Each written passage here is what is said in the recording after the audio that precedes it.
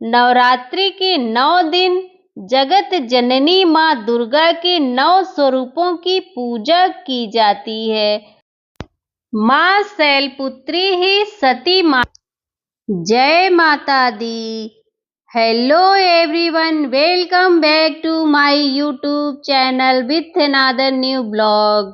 तो दोस्तों, जैसा कि आप लोगों को पता है, आज की ब्लॉग में हम लोग चलेंगे माँ शैलपुत्री के मंदिर, जो कि बनारस के अलईपुर में वरुणा नदी के पास स्थित है।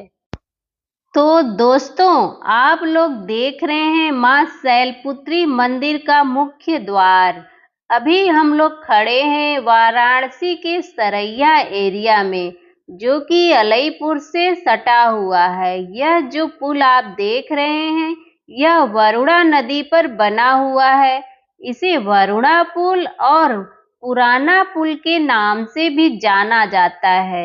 यह रास्ता सीधे चला जाएगा आशापुर होते हुए सारनाथ के लिए, और इस तरफ का रास्ता जो आप देख रहे हैं, ये सीधे वाराणसी जंक्शन, राजघाट और गोलगड्डा के लिए चला जाएगा। तो दोस्तों, अब चलते हैं श्री माता शैलपुत्री मंदिर के मुख्य द्वार की तरफ। नवरात्रि के दिनों में ये जो मुख्य द्वार आप देख रहे हैं, यहाँ से लेकर माता रानी के दरबार तक भक्तों का मेला लगा रहता है। नवरात्रि के पहले दिन माँ शैलपुत्री की पूजा की जाती है। नवरात्रि का पहला दिन माँ शैलपुत्री को समर्पित है। तो दोस्तों, आज का वीडियो होने वाला है काफी धार्मिक, तो वीडियो को पूरा देखिएगा पूरी जानकारी के लिए। चैनल पे नए हैं तो चैनल को सब्सक्राइब कर लीजिएगा और बेल आइकन को ऑल पर जरूर प्रेस कर लीजिएगा, ताकि हमारे आने वाले नए वीडियो की नोटिफिकेशन सबसे पहले आप तक पहुंच सके। तो दोस्तों, आप लोग देख सकते हैं भगवान शिव की नगरी काशी में माँ शैलपुत्री का यह बहुत ही पुराना मंदिर है। पूरे भारत में यही ऐसा मंदिर है जहां माँ खुद से विराजमान हुई हैं। माँ शैलपुत्री स्वयं हिमालय से काशी आकर तपस्या की थी। पर्वतराज हिमालय के घर पुत्री रूप में जन्म लेने के कारण माता का नाम शैलपुत्री पड़ा। जब माता शैलपुत्री बड़ी हुई तो वह भ्रमण पर निकल गईं। मन में भगवान शिव के प्रति आस्था के चलते माता शिव की नगरी काशी पहुंची। यहाँ पर वरुणा नदी के किनारे का स्थान माता को बहुत ही पसंद आया, और यही मंदिर वाले स्थान पर माता शैलपुत्री तप करने लगी। कुछ दिन बाद माँ शैलपुत्री के पिता पर्वतराज हिमालय भी आए और देखा कि उनकी पुत्री आसन लगाकर तप कर रही थी। इसके बाद पर्वतराज हिमालय भी वहीं पर आसन लगाकर तप करने लगे। बाद में पिता व पुत्री के मंदिर का निर्माण हुआ, और यही कारण है कि मंदिर में नीचे पिता पर्वतराज हिमालय शिवलिंग के रूप में विराजमान है, जबकि उसी गर्भगृह में माता शैलपुत्री ऊपर के स्थान पर विराजमान है। माँ शैलपुत्री के दाएं हाथ में त्रिशूल है और बाएं हाथ में कमल का पुष्प सुशोभित है। माँ शैलपुत्री ही प्रथम दुर्गा है। माँ शैलपुत्री को पार्वती स्वरूप में भी जाना जाता है। माँ शैलपुत्री ही सती माता के नाम से भी जानी जाती हैं। माता सती की एक जानकारीपूर्ण कहानी है, जरा ध्यान से सुनिएगा।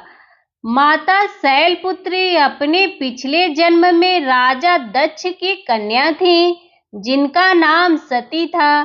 माता सती जब विवाह के योग्य हो गईं, तो उन्होंने अपने पिता के ना चाहते हुए भी भोलेनाथ को वर के रूप में चुना और पिता दक्ष के ना चाहते हुए भी माता सती ने भोलेनाथ से विवाह रचाया। माता सती और भोलेनाथ कैलाश चले आए। फिर एक दिन राजा दक्ष ने अपने यहाँ महायज्ञ करवाया और महायज्ञ का निमंत्रण सभी देवताओं को भिजवा दिया, लेकिन भोलेनाथ को निमंत्रण नहीं भिजवाया, क्योंकि माता सती ने भोलेनाथ से अपने पिता की आज्ञा के बिना विवाह किया था। इसलिए राजा दक्ष ने उन्हें नापसंद करते थे। जब राजा दक्ष ने महायज्ञ का आयोजन किया तो भोलेनाथ के पास यज्ञ का निमंत्रण नहीं भिजवाया, बाकी सभी देवताओं को यज्ञ में आमंत्रित किया। जब आकाश मार्ग से सभी देवता यज्ञ में जा रहे थे तो माता सती ने भोलेनाथ से पूछा, हे स्वामी, कहीं कोई आयोजन है क्या जो सभी देवता आकाश मार्ग से जा रहे हैं?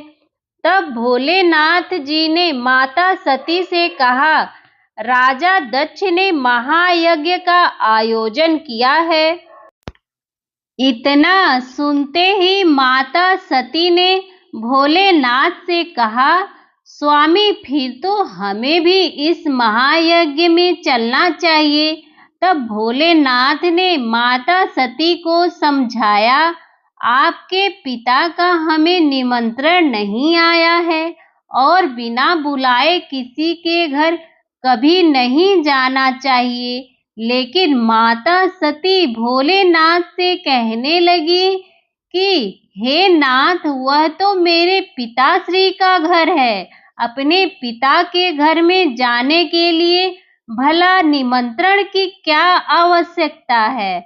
मेरे पिता के घर में महायज्ञ का आयोजन है तो हमें अवश्य ही चलना चाहिए। तो भोलेनाथ कहने लगे, देवी, कभी भी बिना निमंत्रण के किसी के यहाँ नहीं जाना चाहिए। लेकिन माता सती ने यज्ञ में जाने की जिद की तो भोलेनाथ ने उन्हें अकेले ही यज्ञ में जाने की आज्ञा दे दी और साथ में नंदी को भी भेज दिया। माता सती अपने पिता के घर पहुंचकर देखती हैं कि कोई भी उनसे आदर और प्रेम से बातचीत नहीं कर रहा है। केवल उनकी माता ने उन्हें स्नेह से उन्हें गले लगाया। बहनों की बातों में व्यंग और उपहास के भाव भरे हुए थे। जब माता सती यज्ञशाला में गईं तो उन्होंने देखा कि यज्ञशाला में सबके लिए एक उचित स्थान बना हुआ है, पर भोलेनाथ के लिए कोई भी स्थान निर्धारित नहीं है। इतना देखकर माता सती का हृदय क्रोध और ग्लानि से भर गया। माता सती यह सोचने लगी कि भोलेनाथ की बात न मानकर यहाँ आकर मैंने बहुत बड़ी गलती की है। माता सती अपने पति भोलेनाथ के इस अपमान को सहन नहीं कर पाती हैं और माता सती क्रोधित होकर हवन कुंड में कूदकर अपने प्राण त्याग देती हैं। वहां खड़े नंदी ने जब यह नजारा देखा तो उन्होंने तुरंत भोलेनाथ को जाकर बता दिया कि माता सती ने हवन कुंड में कूदकर अपने प्राण त्याग दिए हैं। इतना सुनते ही भोलेनाथ के क्रोध की ज्वाला भड़क उठती है। धरती अंबर सभी कांपने लगते हैं और फिर भोलेनाथ वीरभद्र का निर्माण करते हैं और वीरभद्र ने यज्ञशाला को खंडित करके दक्ष का शीश काट दिया और भोलेनाथ ने जलती हुई सती माता को उठाया और तीसरा नेत्र खोल दिया। यह देखकर सभी लोग घबराने लगते हैं और कहते हैं कि कहीं प्रलय न आ जाए। तब ब्रह्मा जी ने विष्णु जी को बुलाकर कहा, हे विष्णु जी, भोलेनाथ के क्रोध को कम करने का कोई उपाय कीजिए, वरना इस सृष्टि को नष्ट होने से कोई नहीं बचा पाएगा। विष्णु जी ने सोचा, जब तक भोलेनाथ के हाथों में जलती हुई सती है, तब तक इनका क्रोध कम नहीं होगा, और उन्होंने अपना सुदर्शन चक्र छोड़कर माता सती के अंगों को यहाँ वहाँ बिखरा दिया। माता सती के 51 शक्ति पीठ बने। जहाँ जहाँ माता शक्ति के अंग धरती पर गिरते जाते, वहाँ वहाँ शक्ति पीठ माँ के बने, और भोलेनाथ बैरागी होकर कैलाश की ओर चले जाते हैं। अब माता सती का अगला जन्म पर्वतराज हिमालय के घर पुत्री के रूप में हुआ, और इनका नाम शैलपुत्री पड़ा। माता शैलपुत्री का विवाह भी भगवान शंकर से हुआ, और वे फिर से उनकी पत्नी बन गईं। तो दोस्तों, इस वीडियो के माध्यम से मैंने आपको मां शैलपुत्री के प्राचीन मंदिर को दिखाने के साथ ही मां शैलपुत्री का बहुत ही खूबसूरत दर्शन कराया। मां शैलपुत्री ही पूर्व जन्म में माता सती थी की पावन कहानी भी बताई है। नवरात्रि का पहला दिन मां शैलपुत्री को समर्पित है।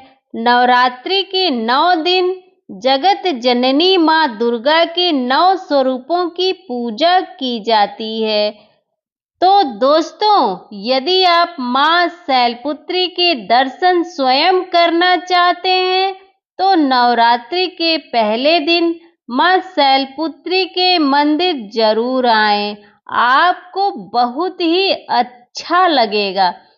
सो फ्रेंड्स, यदि आप लोगों को मेरा ब्लॉग पसंद आ रहा है, तो मेरे वीडियो को लाइक करें, और इस तरह के और कंटेंट देखने के लिए मेरे चैनल को सब्सक्राइब करें।